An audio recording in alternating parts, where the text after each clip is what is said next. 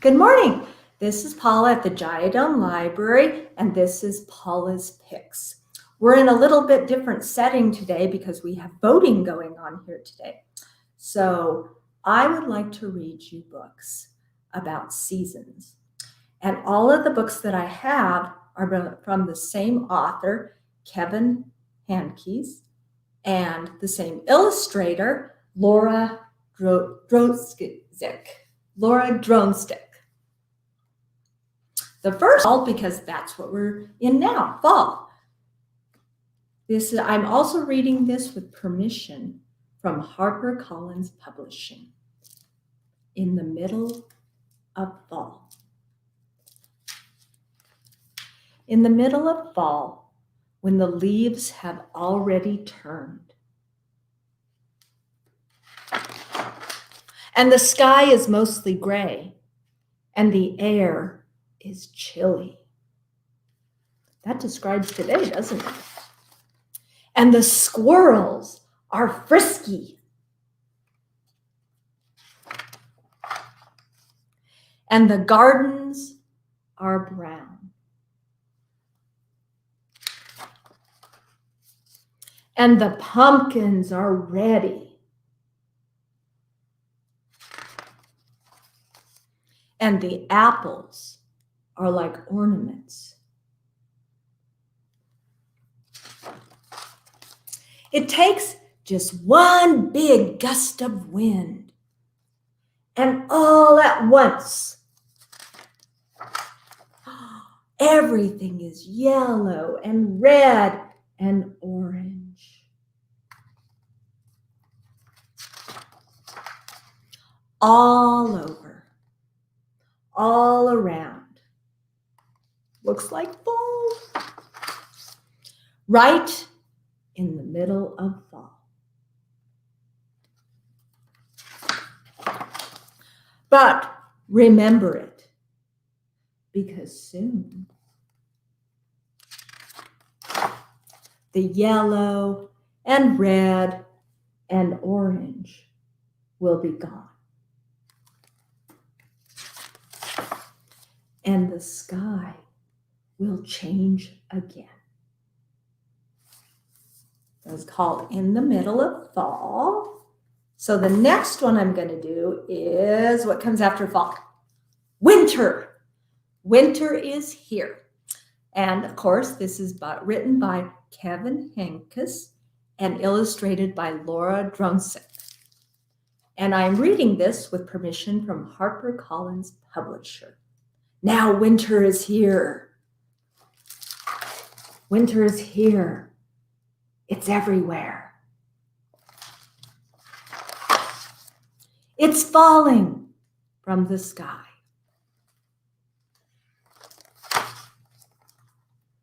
And sitting on the houses.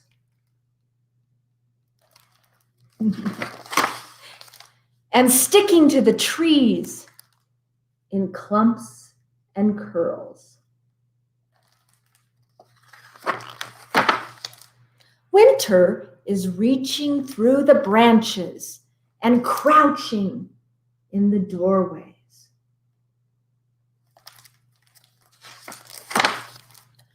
And settling here and there, softly, so softly.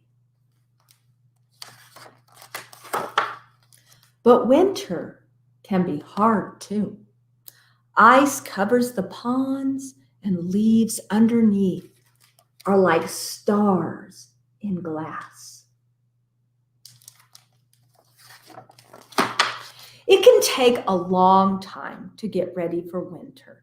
Boots and zippers, and vests and zippers, and jackets and zippers, and hats, and snaps, and scarves, and mittens.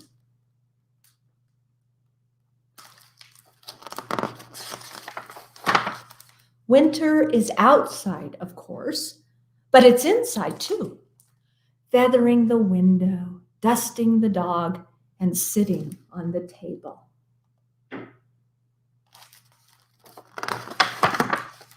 Winter comes without a sound, and it comes with many. The wind howls in every language, and the windows rattle.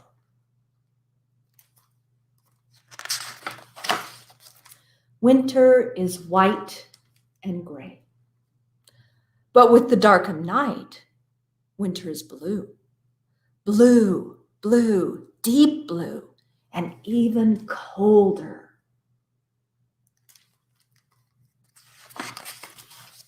Winter comes, then it stays, and stays, and stays.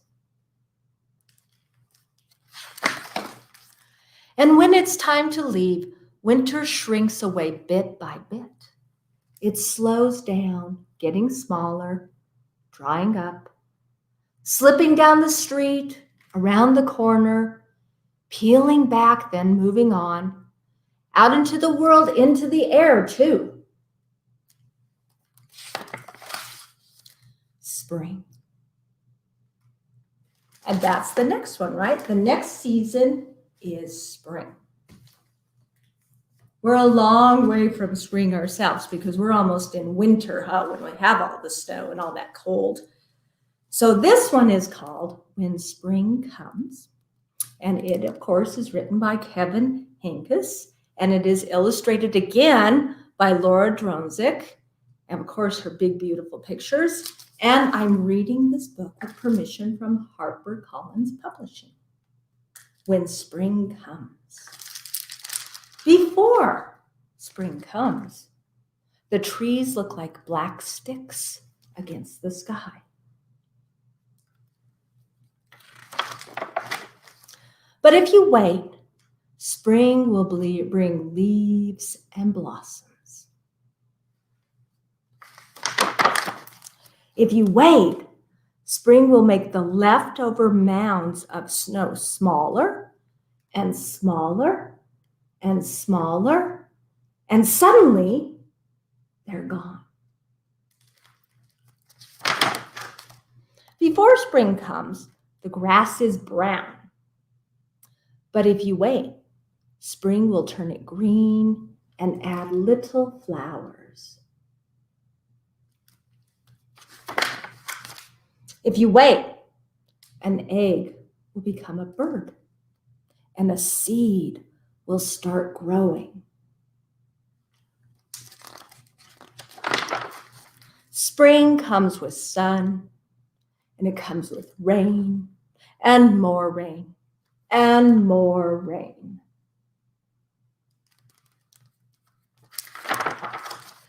Do you like mud? Do you like puddles? I hope you like umbrellas.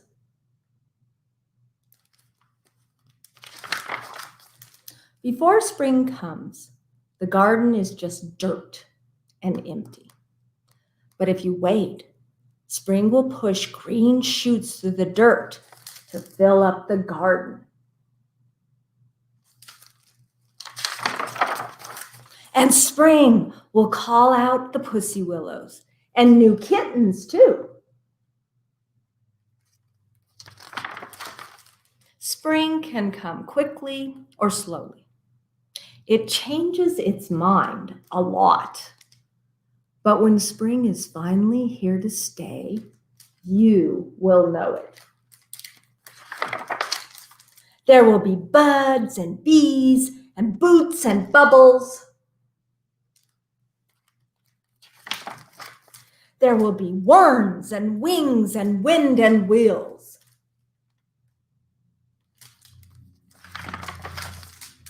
You will feel it. You will smell it.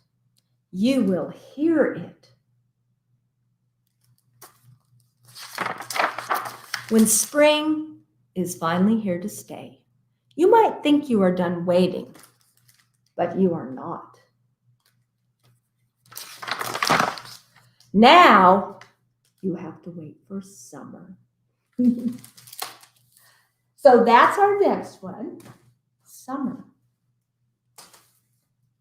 It is called Summer Song, and it is written, again, by Kevin Hinckus, and it is illustrated by Laura Dronzik again. And I'm reading this with permission from HarperCollins Publishing, Summer Song.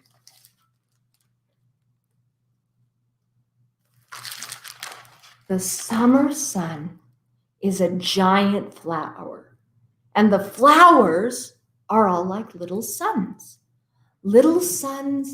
of different colors. But if you had to pick one color, I'd say summer is green. Green on green on green. Summer is a green song.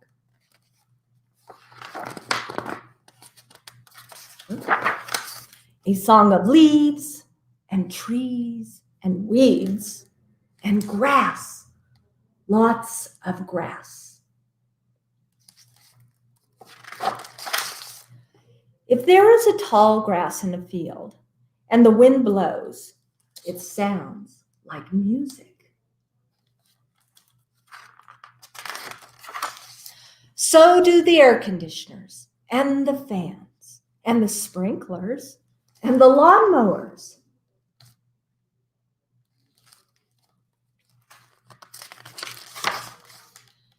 Most of the time, birds are part of that song.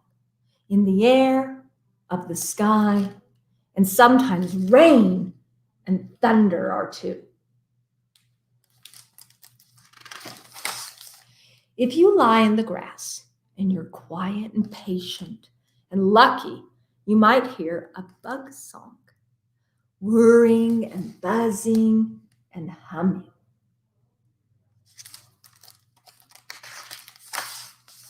And there are bees? Yes. Grasshoppers? Yes. Crickets? Yes. Dragonflies? Yes.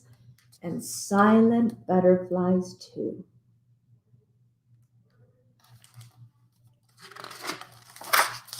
And at night, are there fireflies? Sometimes. There's one, and another one, and another one, and another one. They're singing to each other without a sound.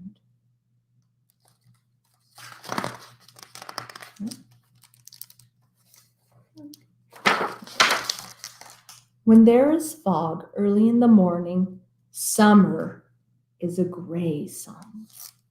When you go to the beach or a lake, summer is a blue song. And when the sky is blue too. But the green song is still there.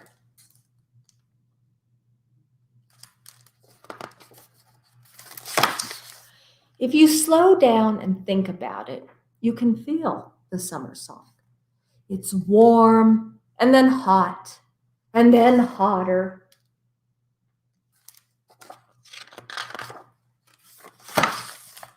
In the shade, it can be cool, or when you play with the hose.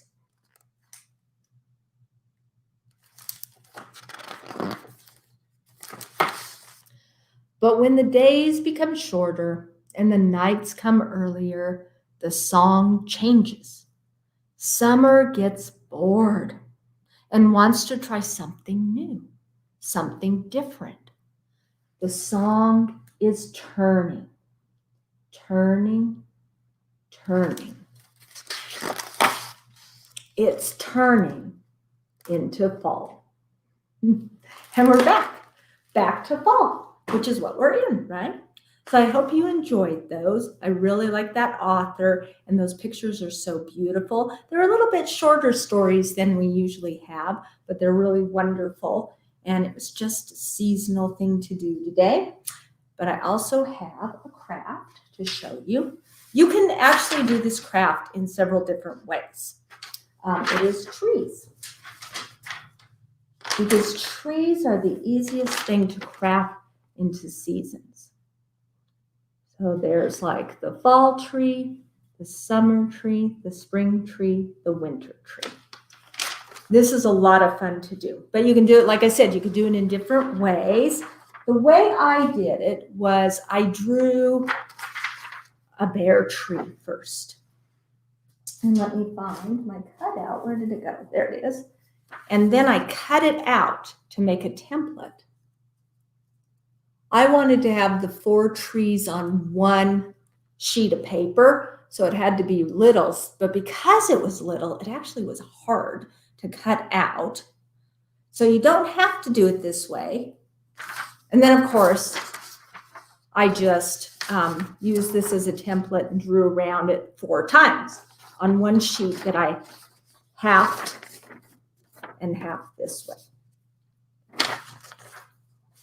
But you could also draw 4 different bear trees yourself on each one. If you want to do it that way, instead of having to cut a template out, you could do it that way. The other way you could do it is you could have full-size trees. So you could use a whole sheet of paper and draw your bear tree on, and then do the painting afterward and have full-size trees, full paper-size trees, I should say, not full trees. And then what you need is paint. We would need yellow, orange, red, maybe if you want brown, sometimes green, a little bit of green too for fall. And then you need the green for summer. And if you wanted to make it like a cherry tree or an apple tree, you could have red on that one too. And then green, and I use pink blossoms. You could also use white blossoms for the spring tree. And then the winter tree just has a little bit of white and then cotton balls. And I don't have any paint because, like I said, we are having voting here, so I couldn't get into our storage room to get the paint, but you would need paint. And then you would need Q-tips, and you would also need the cotton to do the winter tree, and scissors, and a pencil to draw if you want to half your sheets or to draw your bare branch trees. And then what you want to do first is color and I use crayons to do that, but you could also use paint if you wanted to. I like crayons because crayons, when you color like the tree, it makes it look textured, whereas paint kind of always is just straight. And also, if you're painting with the dots, it's pretty easy to do that with a Q-tip, but trying to paint like you would a paintbrush on the bare branches and the trunk of the tree it doesn't come out too great if you use a Q-tip. So you would have to have a paintbrush if you wanted it to come out a little more textured. So I used crayon on the tree branches and trunk itself. And then this was a new trick I learned. Instead of doing it one by one with the Q-tip, rubber band a bunch of Q-tips together, and then you dip it into the paint. And then when you paint it on, dot it all over, you do many colors instead of just the one alone. And that worked really well. It made it look a lot more like a tree anyway too. And so I did use the brown, the orange, the yellow, and the red on my fall tree. Make sure that you put a little bit down there because the leaves are always falling off. The summer tree, I used mostly the green, and then I used one Q-tip just to put the little apples on. And then for the spring tree, I put more of the pink blossoms than the green because the green leaves are just growing and they're surrounded with the pink. And then for the winter tree, I did just smear a little bit of white paint before gluing on the cotton. And then what I did with the cotton was make sure you get a piece and you want to pull it out a little bit so that it looks like snow is just falling on that tree. And every one of these trees you can do a big version on if you want to do them on a full-size sheet. And then you have 4 seasonal trees. That is really fun to do. So thank you for joining me today. And next week, I will show you how to make butter. So you guys have a good day.